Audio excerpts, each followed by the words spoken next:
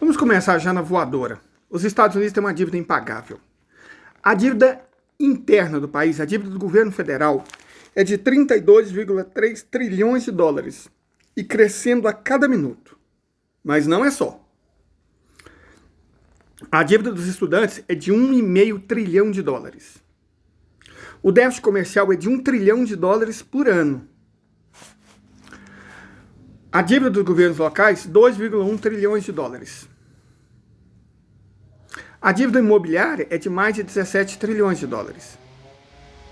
A dívida do cartão de crédito é de 1 trilhão de dólares. O déficit em transações correntes é de 34 trilhões de dólares. Então, gente, já era. Mas vamos continuar. Os Estados Unidos pararam de investir. E mais ainda, mais do que parar de investir, eles pararam de fazer manutenção. Por isso a rede ferroviária diminuiu. Certo? A economia travou. Qual que é a necessidade de ferrovias num país em que a produção industrial cai ano após ano? Né? Então a rede ferroviária não recebeu novos investimentos, certo?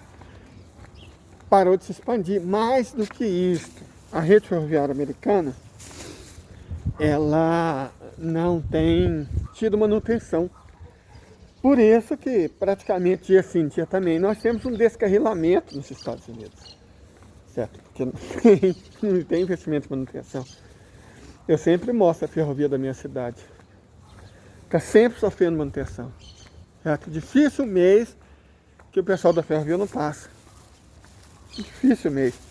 Consertando os dormentes, jogando brita, colocando destensionador, certo? Você vê as máquinas, você vê as pessoas, está trabalhando, está fazendo manutenção, porque tem produção, né?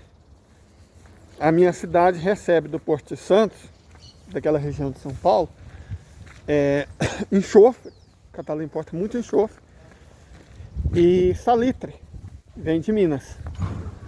O enxofre é transformado pelas indústrias da minha cidade em ácido sulfúrico.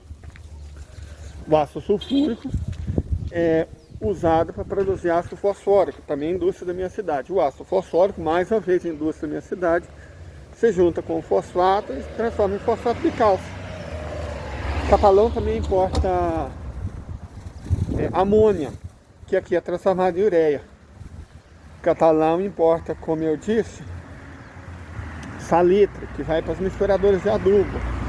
E a cidade exporta o ácido fosfórico, exporta o fosfato bicálcico, exporta o adubo e também os produtos do agronegócio, milho, soja, trigo, certo? Então, se tem atividade econômica, evidentemente a ferrovia é muito utilizada. E aí, você tem uma manutenção constante. Por quê? Porque você tem atividade econômica. Como os Estados Unidos se desindustrializaram, a verdade é essa, o país vem se desindustrializando de maneira contínua desde o final da década de 1970, a necessidade por ferrovia cai. E aí, não tem investimento. O problema é que essa falta contínua de investimento, de manutenção por quase 50 anos, na prática está levando a quase destruição da rede ferroviária americana. E aí, quando você vê um programa como o do Sonolento lá, né? O homem que aperta a mão de fantasma e governa o país. Fala, vamos reindustrializar os Estados Unidos. Como vai reindustrializar os Estados Unidos? As pontes estão caindo, as estradas estão estragadas, as ferrovias estão apodrecendo, as hidrovias foram para o saco, o país não tem mais portos modernos. Como é que você vai reindustrializar o país sem infraestrutura? Está sem manutenção há meio século. Se ela não se expande, se ela não é modernizada, gente, os Estados Unidos não tem trem-bala. Observe que os Estados Unidos tinham, em 1890, uma rede ferroviária maior do que a que eles possuem hoje. Perfeito? Esse mapa que vocês vão ver agora mostra a quantidade de ferrovias abandonadas ou em desuso. Esse mapa aí que tem nos Estados Unidos. Olha a quantidade de ferrovia que acabou, não está sendo mais utilizada. Agora compara com a evolução da China. Olha só, o que a China tinha de ferrovia em 1900, certo? E repara no mapa seguinte a construção de redes de trem-bala. Em 2008, a China já tinha mais trem-bala que os Estados Unidos, que não tem nenhum único quilômetro desse tipo de ferrovia. Olha o avanço da rede ferroviária chinesa de alta velocidade, que conecta não só o país internamente, mas o país com o mundo. Olha a diferença. Nos mapas que a gente mostrou, agora mesmo, vocês viram que esse não é um problema na China, né? Esse não é um problema na China. A rede ferroviária chinesa expandiu de pouco mais de 3 mil quilômetros para 150 mil. Num período em que os Estados Unidos perderam 150 mil quilômetros de trilho. A China fez 150 mil novos. Os Estados Unidos não tem 1 quilômetro de trem-bala. A China está chegando nos 30 mil. Né? O que é o quê? 60%, 70% praticamente de toda a rede de trem-bala do planeta. E trem-bala, cara, é uma coisa extraordinária, porque permite que a mercadoria chegue em todos os lugares, não só da China, como do mundo. A expansão da rede ferroviária chinesa, se somar da rede ferroviária construída por chineses, aí a China passa de 300 mil quilômetros entre construído e em construção.